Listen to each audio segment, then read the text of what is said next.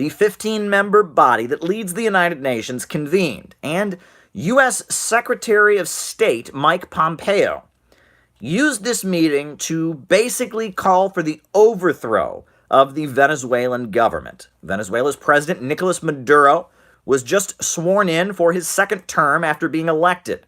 The right wing boycotted that election. They did not participate, so surprisingly, they didn't win, right? You lose 100%, you miss 100% of the shots that you don't take. They boycotted the election, did not participate.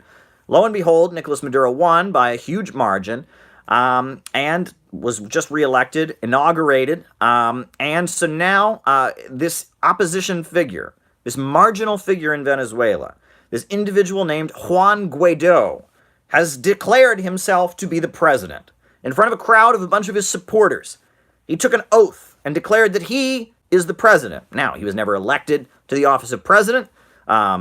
He just says he's the president.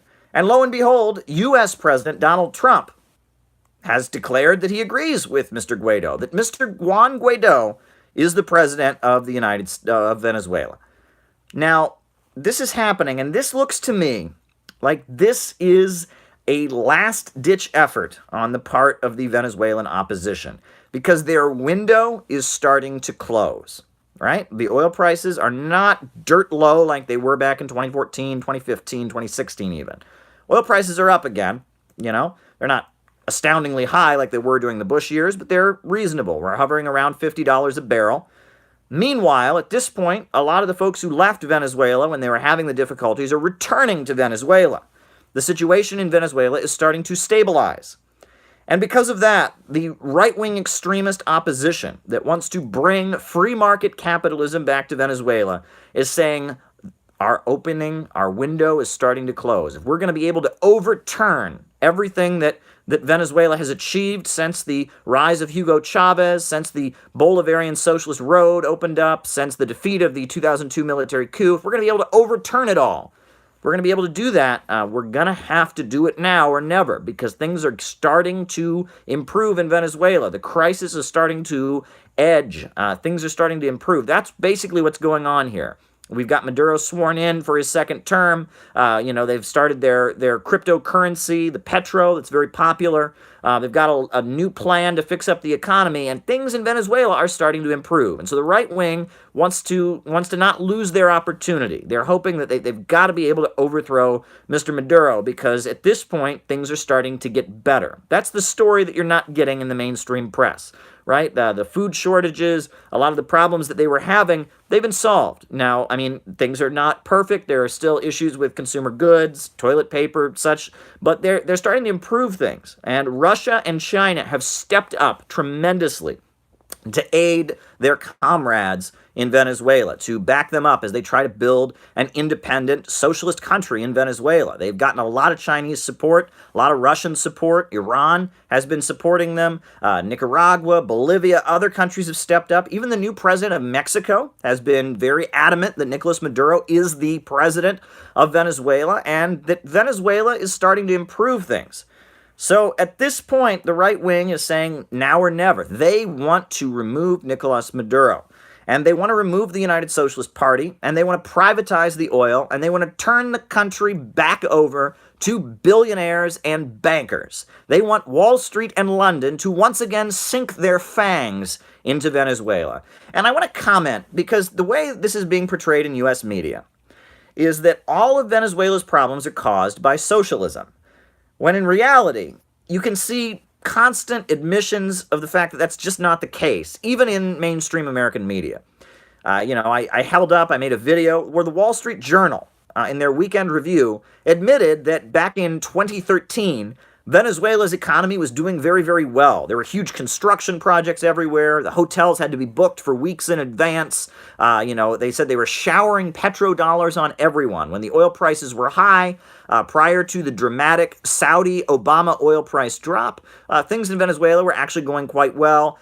The problem started in 2014. Socialism started in Venezuela. The official road to 21st century socialism that Hugo Chavez announced, that actually started in 2002. And Hugo Chavez was elected president in 1999. So Venezuela has been on this road since 1999. The problems that began, the problems that have caused the current crisis began in 2014. So there's a pretty big gap. If socialism automatically makes a country poor, not logical, not adding up. And you'll see this admitted in the press, but they just want to make it, oh, socialism caused the problem. Well, if you watch these broadcasts, you know that socialism turned China into a global superpower. Socialism conquered outer space. Socialism defeated Adolf Hitler. Socialism turned the Soviet Union into a world industrial superpower and a powerhouse of industry, right? So this notion that socialism just caused the crisis, that's pure fiction. But, we want to get in a little deeper because, furthermore, people say, well, the people of Venezuela, maybe they think that socialism has caused the crisis, right? They blame Maduro for this. They blame socialism. They blame Marxism, and they want American capitalism. They just want, the American free market system. Well, I was in Venezuela in 2015, and I spoke to people on both sides of the election, the parliamentary election or the National Assembly election that took place in 2015. And I spoke to a lot of people who voted for the MOOD, the M-U-D, the Movement for a Democratic Roundtable. And none of them, not a single one of them I spoke to, including some very, very wealthy people, not a single one of them told me they wanted capitalism. They said, we agree with socialism. A lot of them said they admired Hugo Chavez, but they wanted socialism to be implemented differently. And they eventually, after the election, people started referring to the 2015 vote as a voto castigo, or a punishment vote, saying that they were punishing the United Socialist Party for not handling the crisis correctly. That was the sentiment that I heard on the street. Not a single one of these people was saying that they felt like they were going to vote for the opposition because they wanted, Venezuela to be just free market, capitalist. They wanted Venezuela to be a free market, unregulated country like Guatemala or Honduras or Haiti. No, they did not say that. I never heard anyone make that sentiment. And interestingly, even this individual, Juan Guaido, who's been appointed by Donald Trump to be Venezuela's president, even he claims to be a socialist. He's not. He's from George Washington University. He's tied to CIA and to think tanks and to all kinds of U.S. special interests. He's completely compromised and working with the forces that want to bring down the Venezuelan government. He himself is openly calling for the overthrow of the government by claiming he's the president. But even he claims to be a social democrat. And he is not even telling people that he would bring free market capitalism to Venezuela. At this point, the Pope does not say he believes in capitalism. Most of Latin America at this point, is Roman Catholic, and the Pope is not saying he believes in capitalism. As much as the Pope has condemned Maduro and condemned the United Socialist Party, even he is not saying he believes in capitalism. Nobody in Venezuela, you can go down the line. Enrique Capriles, who used to be a big leader of the opposition in Venezuela, he also claimed that he was a socialist. The opposition has given up. They lost that battle. At the beginning, in the Chavez years, in the beginning, when that was going on, they tried. They tried to run this line that, oh my God, we can't be socialist. They'll make us a poor country like Cuba. They'll make us poor. Socialism makes countries poor, but if we're free market and privatize everything, we'll get rich like America and we'll be. They tried to run that line. That was the line of the opposition. And the line of the opposition was that, if we can just, be capitalist, it'll work. They used to demonize Hugo Chavez for being part African. They would call him a monkey. Actually, they called him a monkey. They called him a monkey. They tried to run this line, oh my God, Chavez is appointing dark-skinned people that are just poor and dirty. They tried to run that standard right-wing line that America and the USA and the free market system is ideal, and these dark-skinned people are inferior, and communism makes everyone poor. And the people of Venezuela didn't buy it. They didn't buy it. And they didn't buy it in one election, and they didn't buy it in the next election, and they didn't buy it in the next election, and they didn't buy it in the next election, and they didn't buy it in the next election, and they didn't buy it in the next election. And so the right wing regrouped. And they got Enrique Capriles, and he comes out and he says, I'm a socialist too, but I want to get along, and I'm going to be more mixed, and I'm not going to be a hardliner. And they run a different line because they want to win. The opposition isn't even trying to run the stupid Dinesh D'Souza, PragerU, Fox News line on Venezuela. If you go to Venezuela, the right wing are acting like sheeps in wolf's clothing, or wolves in sheep's clothing. They're going around trying to tell people that they want more of the same. They're just going to run it better. So anybody who tells you that the people of Venezuela are just suffering under the evil socialism of Maduro, and they just, the USA wants to go in there and make them free, and they're begging for American democracy, and that's just not the reality. I've seen it with my own eyes. I've paid attention closely to what folks are saying, and nobody in Venezuela, from the political establishment, whether it's the opposition, none of them are saying they want to restore capitalism. People told me horror stories of what capitalism was like in Venezuela during the 1990s, the free market, when the IMF and the World Bank were in there in Venezuela. People talked about how the electricity would go off in neighborhoods for weeks. Why? Because the IMF would loan money to Venezuela. And when the IMF was loaning money to Venezuela, they got, to oversee your budget. And they would come back and they'd say, oh, you're spending too much money on maintaining municipal power. You got to lay off some power workers. You got to stop fixing the repairs. Oh, this is... So they would cut. Neoliberalism. Cut. And then the electricity system would go off for weeks, and people would have to go on strike until the electricity came back on. People used to talk about how the garbage wouldn't be collected under the old system, right? It was, again, the international bankers, the IMF, the World Bank would say to the Venezuelan government, hey, you're hiring way too many sanitation workers, right? Oh, all these sanitation workers, why are you wasting money on all these public employees? So they would cut, and pretty soon the garbage wouldn't be collected. And so people would have to burn tires, and the Communist Party organized protests where they would collect the garbage and dump it on major highways and light it on fire and do all kinds of things just to get basic services taken care of. Why? Because the mantra of the IMF and the World Bank and Jeffrey Sachs and Milton Friedman and Alan Greenspan and all of these advocates of, hey, just privatize everything, survival of the fittest, let the poor people just starve, that kind of thinking destroyed Venezuela in the 1990s. Hugo Chavez's political leadership traces itself back to an incident called the Caracazo, 1989, I believe. In Venezuela, they privatized, they didn't privatize, but they cut. They had huge cuts in spending on public transportation and raised the costs of public transportation. The fees went up. And the people of Caracas, the capital, were not going to take it. And they went out in the streets and they fought back. And they rebelled. And it was just a huge uprising that took place. And Hugo Chavez, a paratrooper, who at that time said he did not believe in Marxism. He called himself a Bolivarian. And he said he believed in neither capitalism or socialism. He was for the third way, inspired a lot by Juan Perón. He came in and he tried to seize power in a coup. He tried to take power in a coup. That didn't work. He went to prison, got out of prison, and then he ran for office. Movement for the Fifth Republic. He took office 1999. He used the military to rescue people during mudslides. He had kind of a grassroots movement against neoliberalism that had his back. And when that happened, the response of the USA was to pull off a coup against Hugo Chavez. 2002, they tried to remove him from power. And the rank-and-file soldiers who loved Hugo Chavez, loved his reforms, loved how he was using the military to help people. Imagine that, having the military help people, not just blow things up and kill people, not just break strikes, but actually having the military help people, mobilizing the military to go into neighborhoods and build things and stop, mudslides and just build things in the communities. At that point, that's when Chavez announced, after he had defeated the coup, that he believed in socialism. Socialism for the 21st century. 21st century socialism.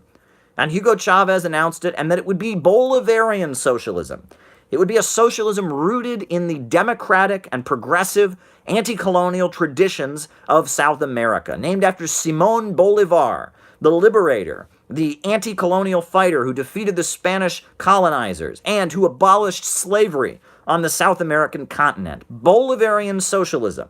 And Venezuela, since then, has been moving down the road towards socialism, and Bolivia joined with them, and Ecuador joined with them, and Nicaragua joined with them, and they maintained a very close alliance with Cuba, and have been very helpful to the Cubans in giving them oil. Cuba has sent them medical aid in exchange. What has been happening in Venezuela? They've been trying very, very hard to build a better society, and they did it in a lot of ways. Wiped out illiteracy in the country. Right? In a lot of developing countries, you have massive illiteracy. You have a lot of people in certain developing countries, in certain countries in South America and Central America, you got a lot of people that do not speak Spanish. They speak indigenous languages, right? They've never been schools provided to them. They've never had teachers and literacy training. They're up in the mountains and they're practicing their indigenous language, and they don't even speak Spanish, right? That's how it is. Go to Peru. There's whole sections of Peru where people do not speak Spanish. There are whole sections of Guatemala and Honduras where people do not speak Spanish. They're not literate. The governments there are so free market, so much in line with what Milton Friedman and Ayn Rand and Jeffrey Sachs, so much in line with Adam Smith's way of thinking, that they don't provide people with the ability to become literate, right? And do these people, in addition to not having schools, have running water, electricity? Are you kidding me? Right, that's the condition. People have been kept in just dire, dire conditions by global free market capitalism. But the Venezuelan government that came in was a government of action.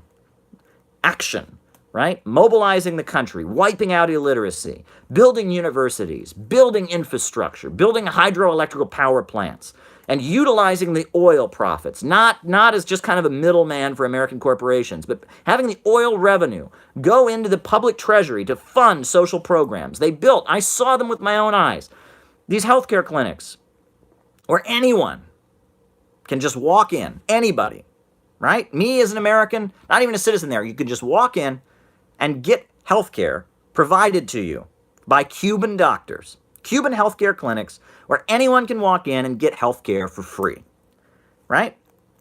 And, I saw it with my own eyes. I saw the community centers they had built. They took me to one neighborhood when I was in Venezuela, and they had built just this beautiful theater. This beautiful theater. It was like a state-of-the-art theater, like the kind of stage and audience that you might have at like a high school in a nice suburban neighborhood in the USA. And they built it. And the people in that neighborhood told me, you know what was here in this lot before we built this really nice community center with a theater? This was the place that people sold heroin. This was the place that people used to take stolen cars and break them apart for the parts, right? They didn't want to have it at their house because that could be used as evidence against them in court. So the car thieves and the heroin dealers used to hang out here. But now, this is a community center. And the kids put on their school plays. And we have the high school graduation ceremony here. That's what Bolivarian socialism has done. I went to another place in Caracas where I saw a radio station. And it was a radio station built by the government, a community radio station where anyone in the neighborhood could apply to get time on the radio and get a radio program and spread their own perspective. I met young anarchist punk rock kids who that was their radio station, and they played anarchist Spanish punk rock, and they did their thing. And you know what? A lot of them were rather critical of Maduro. Some of them told me they were voting for the opposition, but it didn't matter. They were still allowed to utilize this radio station, available to the community. Grassroots democracy, right? What Venezuela has done is really unprecedented. And the problems that began, and I know some folks have probably seen, there's a video of me, it's got like millions of views. I'm on this video of people getting owned, and they played a clip of me arguing with this stupid right-wing Turning Points USA kid at either the Democratic or Republican conventions it was the Republican convention back in 2016, and he's trying to tell me that the reason people in Venezuela have a food shortage is because of socialism, and I'm arguing with him, and I'm saying, actually, I've been to Venezuela, and the reason that there are food shortages is because of capitalism, because all the food marketers are private, and he's insisting the food is all nationalized because it's socialism and the government runs everything. And I'm saying, actually, no, in Venezuela, there's a very big private sector, and Venezuela doesn't have that much agriculture. It's basically an oil-centered economy, and they're importing their oil, and this kid has no clue what he's talking about. He's a good libertarian, and he tells me, oh, you should read this book, about, and telling me I'm a leftist who just got fooled, and it's a Potemkin village, and it's an interesting argument, and apparently a lot of people thought it was interesting. This video apparently went viral, and there's a clip of me arguing with this young free market kid about Venezuela. And apparently that clip did very, very well. But it makes me angry.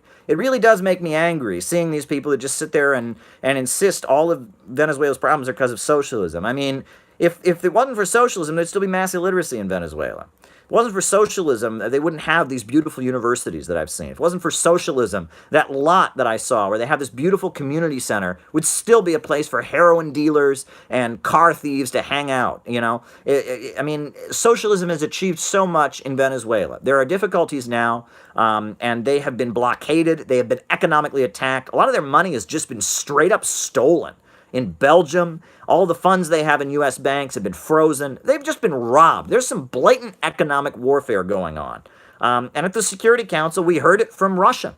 Russia was straight up saying, look, it's no secret that the countries that are blaming Venezuela and bemoaning all the hardship in the country are the very ones that have fomented the crisis. In fact, during the height of this whole situation, when they were telling everyone how awful the Venezuelan government was because people weren't having food, there was a group of Americans who tried to send food to Venezuela. This was covered in Chinese media. They tried to send food to Venezuela, and they got a nice threat from the Office of Foreign Assets Control and said, you cannot send food to Venezuela. And the Office of Foreign Assets Control, trying to enforce these U.S. sanctions, prevented people from sending food to Venezuela. So when the U.S. government is actively preventing people from sending food to Venezuela, how in the world do they then have the right to say, oh, look at those evil leaders, they won't let their people eat, they're doing it? Like, that's like shooting somebody and saying, what a crazy person is, you just shot yourself. That's the logic of what's being said there. You know? I get fired up about it because I've been to Venezuela and I've seen it with my own eyes. And I've been to Ecuador and I've seen it with my own eyes. I have seen what socialism has achieved in so many countries. And I know the reality.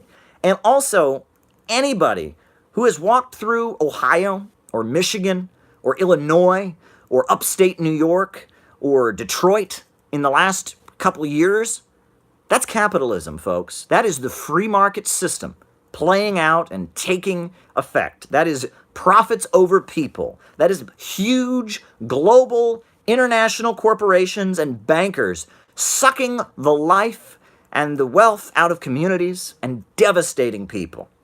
And socialism is when you have a government of action that controls the economy and fights for working families.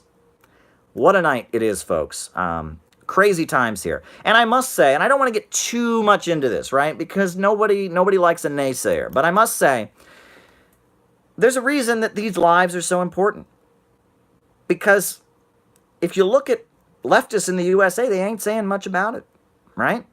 It was trendy as possible back in 2004 to talk about Venezuela. When Hugo Chavez was at the United Nations calling Bush the devil and saying, I smell the sulfur, when Noam Chomsky, and he was waving Noam Chomsky's writings around, when the oil prices were high, when George W. Bush was the most hated president in U.S. history, it was very easy to defend Venezuela. And all of them, every Trotskyite, anarchist, social democratic, professor, liberal was out there sympathizing with Venezuela.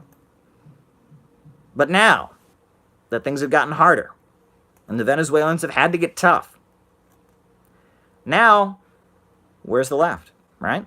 Where are they? Right? There was a rally in New York City. I do not go to rallies, and I was not there, but some friends of mine were there, and there were only a few people that were there. Only a few people in the so-called tanky parties were there. All the Trotskyite, anarcho, social democratic, liberal, democratic, social democratic liberals, whatever, the workshop on capitalism, Amy Goodman crowd, where are they? Right? The coffee shop, free mumia, smoke lots of marijuana, play lots of drums, they weren't there. Right? It's really, really, really crazy. These are scary times we live in. And I must say, part of the reason for that is that Venezuela is just having to face reality, they have tried, and I saw it, in the U.S. media, they always tell you that Venezuela is like a brutal, totalitarian dictatorship, right? Oh, it's a brutal dictator, Hugo Chavez, brutal dictator, Maduro, oh, they're brutal. I was there in 2015. I saw advertisements for the MUD on television, very, very well-made advertisements, I might add, very well paid-for advertisements. I was there, I watched it, I saw MUD people out on the streets campaigning. I saw the opposition in Venezuela. I heard people constantly criticizing the Venezuelan government. This idea that Venezuela is some kind of an autocratic, totalitarian state, no, it wasn't. And in fact, they bent over backwards. They have just bent over backwards to accommodate the Venezuelan opposition, to let them participate, to let them be part of things, to let them do what they want to do. They've given them time on TV. They even allow them, their ballots in Venezuela. They allow the opposition, all parties get to sit there and design the ballots, right? I mean, the level of accommodation, right, and the amount of media. They took the license of one TV network after it was calling for straight-up violence. They took its license, RCTV, I believe it was called. But I mean, the opposition media denouncing the government, people protesting, people running for office. I saw it all. They have bent over backwards to allow opposition to socialism in Venezuela. And those folks have not calmed down a bit. They continue to kill police officers. They continue to blow up healthcare clinics. They continue to engage in subversion. They continue to urge people to boycott the elections. They declare the elections are not legitimate months and months before they happen, right? I mean, the opposition has not calmed down. And in more recent months, the Venezuelan government, out of necessity, as they face a barrage of economic warfare internationally, as they face a barrage of internal subversion, they've had to get tougher. You know? I mean, when you're facing an onslaught, you got to get tough. You know? You got to play hardball. Right? And that suddenly makes it hard for a lot of people that are leftists to like you. A lot of leftists go, oh boy. Oh, wow. Now the New York Times is writing articles, saying that they violate human rights. I'm not going to defend them now. It's very sad. They've had to play hardball in the face of an onslaught. And they're getting tough over there, right? They're defending themselves. They are up against it. When a country is facing an all-out state of war, trying to survive, the ability for it to just be a human rights paradise where everyone can do whatever they want, starts to fade. I mean, there's a very good track from Michael Parenti where he talks about how the Sandinistas came in, and they were talking almost like Trotskyites. They came in there and they said, hey, we're not going to be authoritarian Stalinists. We're going to do it the nice. We're going to have democratic socialism here. But pretty soon they had an insurgency on their hands. They had the Contras. People were coming down very hard on them, and pretty soon they had to have a secret police. And pretty soon, they had to be much more authoritarian. And that's the reality, folks, is that, as Mao Zedong very famously said, revolution is not a dinner party. It's not painting a picture or writing an essay. And Venezuela is trying to survive. And, I'm not an expert, and I'm not going to sit here and say that everything they've done is correct, and I'm not going to sit here and say that everything they've done is wrong. But I'm telling you that it's not a pretty picture. Everyone that's on the left likes to sit there and go, well, if I was there, what I would do is this. And it's like, well, I'm sure you would really like to think that, right? But when a country is blockaded and having food shortages because the imperialists are so determined to overthrow the government, when there are Colombian paramilitaries coming over the border and assassinating people, assassinating prominent politicians and TV hosts, at that point, the ability to just play nice and be the good guy and, quote unquote, be the bigger man, you start to lose that ability. And that's the sad thing, is I've seen it with my own eyes. The Venezuelan leadership wants to be as open and democratic and transparent as they can be. I mean, their voting system, for example, right? I was there. I went to the National Election Center. So they have an electric voting machines, which we have here in the USA. But unlike the US electric voting machines, after you vote, you get a receipt, a tag, that says who you voted for. And when they get the electronic voting results, one of the first things they do afterwards is they audit, and they make sure that everyone's tag matches the numbers. And if the numbers do not match exactly, they can't certify the results. So they have an electric voting system, but it's not an electric voting system that can just be hacked. Our electric voting system here in the USA, a different story. There's a lot of people that are really suspicious. Read some of what Greg Palast or Mark Crispin Miller have written. We don't have a paper trail for our electronic voting systems here in the U.S. In Venezuela, they have an electronic voting system because it's more efficient. However, they're very careful to make sure that the paper trail matches the electronic voting system. There you go. Another thing you've been seeing in the press is, oh, well, Maduro is paying people to vote for him. He's giving people food and stuff so that they vote for him. No. People are getting food in exchange for voting. Why? Because there is a group of extremists in the country who are killing police officers and bombing healthcare clinics and blowing up bus stations and are telling people don't vote. And so the government says, look, if we're going to give you free food, with the CLAP program, if we're going to give you benefits, you need to go vote. You don't have to vote for us. It's a private ballot. And I saw that too. It's a private ballot. No one's standing over your shoulder. But if we are going to economically subsidize you while we're in a state of war, then yeah, gotta go vote. Right? I mean, that makes sense. Right? That when there are a group of terrorists and extremists that are urging an electoral boycott, and the government is giving people free food, at that point, is it such a moral outrage that the government would then say, but if we're going to give you this free food while we try to fight off the terrorists, you're going to have to participate in the election? Is that a crime against humanity? I mean, it's very different. They say, oh, he's paying people to vote for him. No, he's not paying people to vote for him. But yes, if people want to get benefits from the CLAP program, from the food program, in some cases, they're being required to vote. And that makes sense. When there are forces there that are trying to delegitimize the elections and delegitimize the government. That's very different. People are not being paid for how they vote, but they are being told that if they want to have a government job, that they need to vote. And I personally, in my personal opinion, think that in the circumstances that they are in, that makes sense.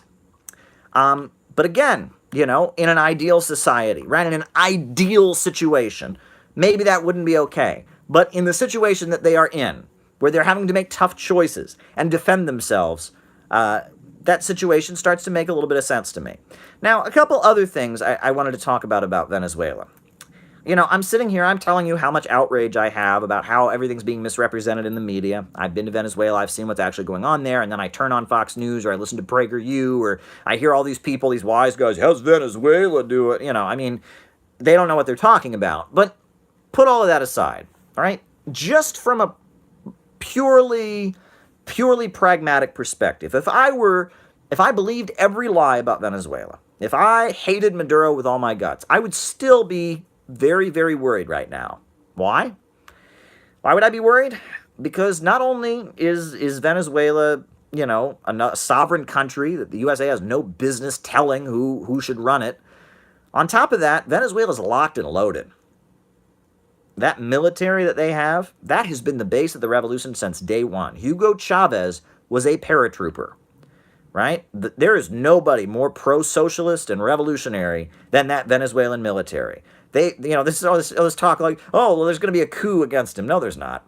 No, there's not. The military has come out, and they have said, we ain't going nowhere. We are standing behind Maduro. That military gets trained in Cuba. And, they ain't going nowhere, folks. They're not going anyplace. And in addition to the military, it's not just the military. They've got a whole network of what they call Bolivarian militias, community militias, neighborhoods where, young people, young men, young women are trained in how to use firearms. And they're organized into Bolivarian militias that are part of, parallel to the Bolivarian circles where people in neighborhoods get together and read Marx and Lenin and the writings of Simon Bolivar and study ideology and the basis of the revolution. And I've seen that too. And people in their neighborhoods, in addition to the actual existing Venezuelan military, you've got a population that is ready to fight. And in addition to the actual military, and in addition to the Bolivarian militias, you've also got the colectivos and the communes, right? These are basic little like socialist communities or utopian, communistic communities in the middle of Venezuela, right? I went to a couple of them. I went to one in central Caracas. I went to another one. Some of them are Christian. Some of them are like Maoist. Some of them are explicitly communist. Some of them are explicitly religious. Some of them are more anarchist. They have kind of their own ideologies usually. They have their own kind of take on things. But you go to those communities where people all kind of live together. They share their property, and they're basically giving their whole lives to the revolution. They're like dedicated full-time activists and revolutionaries. Sometimes they engage in production. Like one place I know they were making pottery. They made pottery for the country. They had like a pottery factory they collectively owned. Those communes, they're armed also. I mean, those folks have got guns. And I met this young woman. I mentioned this in a video I made earlier this week. It must be said, I met this young woman. She was in one of the communes that was more Christian oriented. And I remember she said that she believed that God had brought her to Earth for a purpose. And that purpose was to die for socialism and for Bolivarianism, right? And yeah, you know, this young woman had been an orphan, and she did not speak Spanish. She had been a child without parents, alone in Caracas, couldn't even speak Spanish, was adopted by this Christian socialist commune, grew up under Bolivarianism, met her. She's wearing military khaki pants. She's ready to die for the revolution, right? And there's a lot of young people like that. The Chavez generation, people who've been watching Hugo Chavez and Maduro on TV since before they could walk, right? And they live in poor neighborhoods where the government has been able to take care of them, and they've seen, I walked through one neighborhood in central Caracas where every single house had been paid for by an interest-free loan from the government. Every single one. Prior to that, people had lived in shacks without running water or electricity. People have seen socialism just transform their lives. And that there is a base in the country. A lot of people in the country are critical of Maduro, think he's not doing the best job he could. They wish he would do it better. They want socialism to be implemented differently. But there is a base of people. There's a solid core in that country that will not move. They are like a rock, right? They are like the base of that revolution. They are tied in with the military. They are tied in with the Bolivarian militias. They are tied in with the communist and socialist ideology and the communes and the colectivos. And those folks ain't going nowhere, right? Those folks will go down fighting to the last man. I saw that with my own eyes. They live in neighborhoods where they got big paintings of Mao and Stalin and Salvador Allende and Che Guevara up there and revolutionary priests from Central America. And those folks ain't going nowhere, right? If the USA were stupid enough, I shouldn't say the USA because I'm not stupid enough, and I know the majority of people in this country would never favor it. But if the leaders of the USA, who are tied in with these big bankers and corporations, are actually stupid enough to invade or attack Venezuela, we would be facing another Vietnam. It would be another Vietnam. I'll tell you that much. It would go on and on and on. And lots of Americans who should be in the United States serving their country by building hospitals and schools and storm levees and water facilities and serving the country by making life better for Americans, who signed up with good intentions, right? They wanted to help their country. They wanted to protect the country from terrorism. A lot of good Americans, a lot of good working class people would die if we invaded Venezuela. I can guarantee you that, because the population of Venezuela would not roll over. They wouldn't just accept being invaded by the United States, a country that has already subjected them to economic warfare, a country that has been involved in trying to overthrow their government at least since 1999. The Venezuelan public is locked and loaded, very high rate, and one of the highest rates in all of the hemisphere. I think it's not as high as ours, but it's quite a high rate of gun ownership in Venezuela, of private gun ownership. This idea that socialists and communists want to take everyone's guns away. Oh, they've got guns in Venezuela, right? The socialists and communists have been running Venezuela since 1999. They've got guns. Oh, Lordy, you better believe that they have got guns in Venezuela. They have got guns. And there's a section of the population that ain't going nowhere. Wow, what a day.